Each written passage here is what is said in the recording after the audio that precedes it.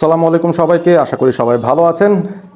বাংলাদেশ আরও একবার সাফ আন্ডার-20 চ্যাম্পিয়নশিপসের ফাইনালে চলে গেছে এবং অপোনেন্ট হিসেবে তারা পেয়েছে এই টুর্নামেন্টের সবচেয়ে শক্তিশালী দল, সবচেয়ে বেশি গোল করা দল ইন্ডিয়া। একমাত্র গোল ইন্ডিয়া খেয়েছে পুরো টুর্নামেন্টেই, সেটা হচ্ছে বাংলাদেশের কাছেই। ইন্ডিয়া এবং বাংলাদেশের গ্রুপ বি এর যে ম্যাচটা অনুষ্ঠিত হয়েছিল সেটা 1-1 গোলে ড্র হয় এবং সেখানে দু দলের কেউই আসলে জয়টা তুলে নিতে পারে নাই, but that was A preview. সেটা একটা প্রিভিউ ছিল ফাইনালে আসলে কি হতে পারে। সেই ম্যাচটা শেষ হওয়ার পরেই আমি আসলে বলছিলাম আমার একটা ভিডিওতে যে বাংলাদেশ তারা খেলবে ফাইনালে প্রবাবলি, এবং সেই সাথে ইন্ডিয়াকেই তারা পাবে ফাইনালে, এবং সেই ঘটনাটাই কিন্তু ঘটেছে। যে দুটো সেমিফাইনাল হয়েছে, বাংলাদেশ নেপালকে 1-0 গোলে হারিয়ে তারা ফাইনালে চলে গেছে, আর অন্যদিকে ইন্ডিয়া ভুটানকে 5-0 গোলে ধ্বংস করে দিয়েছে। 5-0 গোলে ধ্বংস করার যে পথটা, সেই পথের মধ্যে রোহেন দুর্দান্ত একটা পারফরমেন্স দিয়েছেন, দুটো গোল তার পা থেকে এসছে। তাদের যে সবচেয়ে প্রলিফিক গোল স্কোরার ডোডুম, যাকে নিয়ে এখন বেশ তোলপাড় হচ্ছে, হয়তো সামনে ইন্ডিয়ান ন্যাশনাল টিমেও তিনি সুযোগ পেয়ে যেতে পারেন, এই ডোডুম তার তৃতীয় গোলটা করেছেন এই টুর্নামেন্টে, এবং সেই সাথে ক্যাপ্টেন আভেশ তিনিও গোল দিয়েছেন। ওভারঅল আমার কাছে মনে হয় যে ইন্ডিয়া দলটা খুব ভালো ফর্মে থেকে, একটা গোল স্কোরিং ফর্মে থেকে খুব হাই নোটে তারা কিন্তু ফাইনালে এসেছে with a lot of confidence. বাংলাদেশেরও সেই একই কাজ করার স্কোপটা ছিল। নেপালের এগেনস্টে সেমিফাইনাল যেটা হয়েছে, সেখানে আপনি পরিসংখ্যানের দিকে তাকালেই বুঝতে পারবেন বাংলাদেশ ডমিনেট করেছে সেই ম্যাচটা, এবং নেপালের থেকে অনেক বেশি সংখ্যক সুযোগ বাংলাদেশই তৈরি করতে পেরেছিল গোল দেওয়ার। স্ট্রাইকার, ফরওয়ার্ড, মিডফিল্ডারদের ব্যর্থতায় দিন শেষে বাংলাদেশ ওই একটার বেশি গোল দিতে পারেনি, এবং সেই একটা গোলও এসেছে একটা সেট পিস থেকে। মোহাম্মদ মানিক ফার পোস্টে মোর্শেদ আলীর ক্রস থেকে একটা গোল দিয়েছেন, এবং সেই গোল থেকেই বাংলাদেশ আলটিমেটলি তারা কিন্তু ওই 1-0 গোলেই ম্যাচটা জিতে নিয়েছে নেপালের সঙ্গে সেমিফাইনালটায়। তবে সেই জায়গায় সবচেয়ে ইমপ্রেসিভ যে ব্যাপারটা ছিল সেটা সেকেন্ড হাফের এন্ডের দিকে ঘটেছে বলা যায়, যখন স্যামুয়েল রাকসামকে মিডফিল্ডে এবং সেই সাথে ডেকলান সুলিভান, যিনি রোনান সুলিভানের যমজ ভাই, তাকে যখন রাইট ব্যাক পজিশনটায় নামানো হয়েছিল সানি দাসের জায়গায়, ডেকলান সুলিভান মাত্র 10 মিনিটের মধ্যেই প্রমাণ করে দিয়েছেন যে তিনি আসলেই অন্তত এই সাফ আন্ডার-20 লেভেলে খেলার মতো যথেষ্ট রকম যোগ্যতা রাখেন, এবং তাকে যদি আমরা শুরু থেকেই খেলাই, সেই ক্ষেত্রে হয়তো আরও বেটার অ্যাটাকিং আউটপুটস আমরা পেতে পারি এই ডেকলান সুলিভানের কাছ থেকে, এবং বাংলাদেশের জন্য সেটা উপকার হবে। সেই বিষয়টা নিয়ে আলাদা একটা ভিডিওতে অবশ্যই আলোচনা করেছি।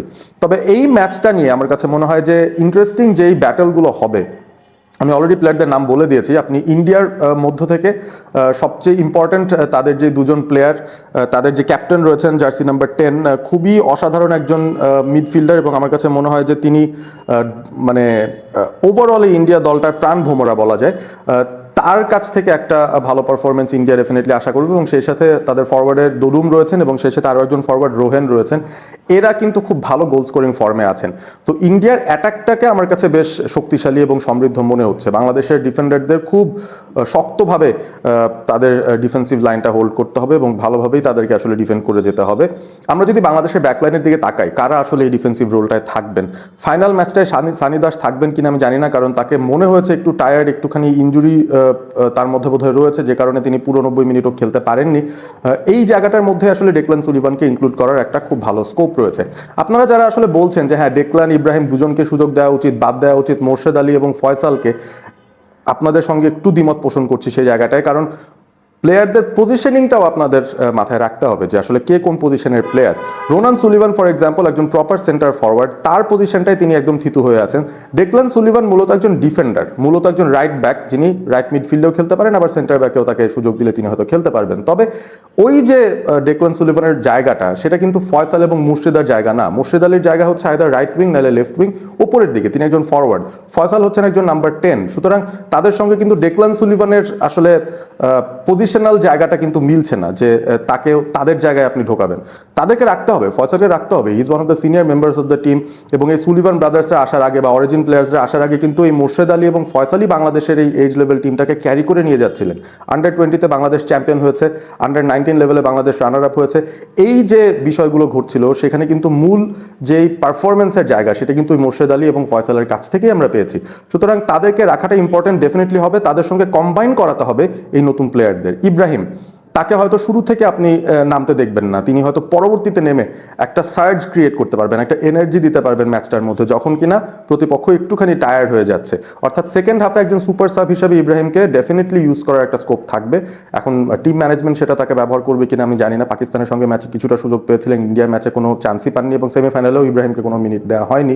ফাইনালে তিনি নামবেন কিনা সেটা নিয়েও কিন্তু আমরা সন্দিহান এই মুহূর্তে। তবে বাংলাদেশের যে ডিফেন্সের কথা বলছিলাম সেখানে ইউসুফ আলী খুবই ভালো একটা পারফরমেন্স দিয়েছেন এবং তিনি মাথায় ব্যান্ডেড বেঁধে যেভাবে নেমেছিলেন, অনেকটা রিয়াল মাদ্রিদে থাকার সময় পেপে একবার মনে আছে তিনি আঘাতপ্রাপ্ত হওয়ার পরও মাথার মধ্যে একটা সাদা ব্যান্ডেজ পরে খেলেছেন, খুব আইকনিক একটা ছবি ছিল। সেরকমই একটা লুক নিয়ে ইউসুফ আলী তিনি কিন্তু দুর্দান্ত একটা পারফরমেন্স দিয়েছেন।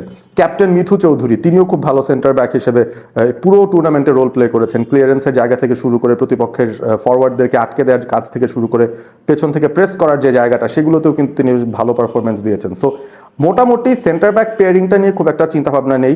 আমরা যদি সংগ্রামের কথা বলি তারও কিন্তু একটা অ্যাটাকিং আউটপুট আছে। পাকিস্তানের এগেনস্টে তার ক্রস থেকে রোনান সুলিভান গোল দিয়েছেন। সুতরাং মুভিং ফরওয়ার্ড তিনি কিন্তু বেশ ভালো একজন প্লেয়ার বোঝা যায়। তবে ডিফেন্সিভলি মাঝে মধ্যে তার স্পেসটা ফাঁকা হয়ে যায়, তিনি যেহেতু উপরে চলে যেতে চান ওভারল্যাপ করে।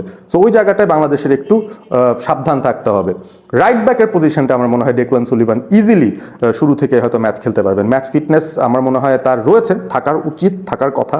তিনি ট্রেন করেছেন দলের সঙ্গে এবং ডেকলান সুলিভানকে ডেফিনেটলি আশা করবো যে তিনি স্টার্টিং 11-এই থাকবেন অ্যাজ আ রাইট ব্যাক। তাতে করে বাংলাদেশের শুধু ডিফেন্সিভ এরিয়াতে না, অফেন্স করার সময়ও কিন্তু তার ওই পজিশনাল সেন্সটা, তার ওই ক্রসিং অ্যাবিলিটিটা, তার কম্পোজারটা বাংলাদেশ কাজে লাগাতে পারবে। এবং সেই সাথে অবভিয়াসলি রোনানের সঙ্গে তার যে কম্বিনেশন প্লে সেটা ডেফিনেটলি বাংলাদেশের টিম কেমিস্ট্রিটাকে আরেকটু ইম্প্রুভ করবে কোনো সন্দেহ ছাড়া।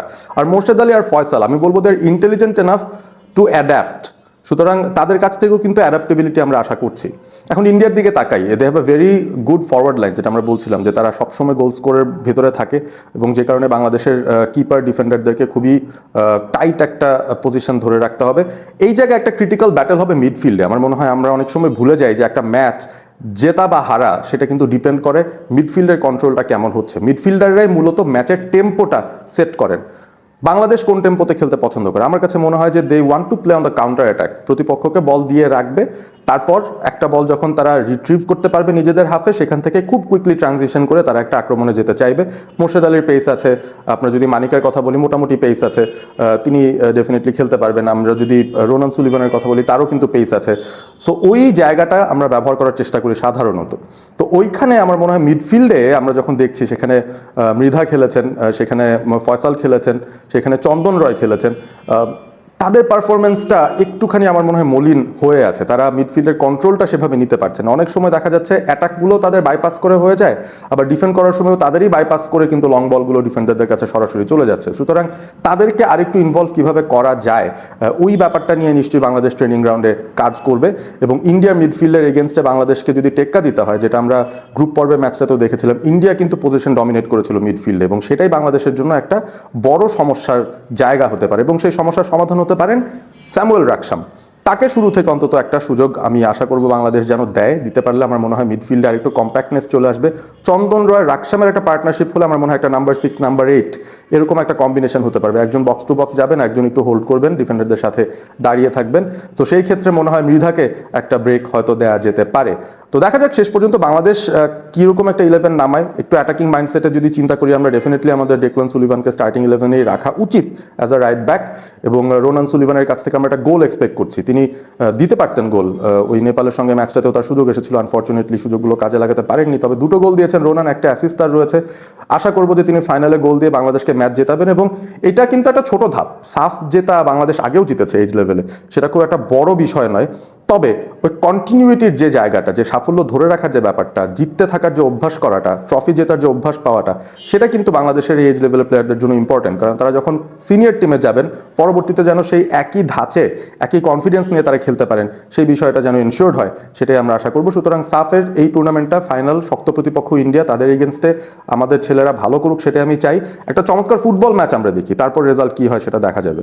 ভিডিওটি কেমন লাগলো জানিয়ে দিতে পারেন কমেন্ট করে এবং সেই সাথে আপনার প্রেডিক্টেড স্টার্টিং 11 আগামীকালের জন্য সেটাও জানিয়ে দিন কমেন্ট করে। এবং সেই সাথে এই ম্যাচের ফেভারিট কে, ইন্ডিয়া নাকি বাংলাদেশ, সেটাও আপনারা কমেন্ট করবেন। স্কোর লাইন কেমন হতে পারে সেই প্রেডিকশনটাও দিতে ভুল করবেন না। সাবস্ক্রাইব করবেন অল স্পোর্ট এবিপি। ভালো থাকবেন সবাই।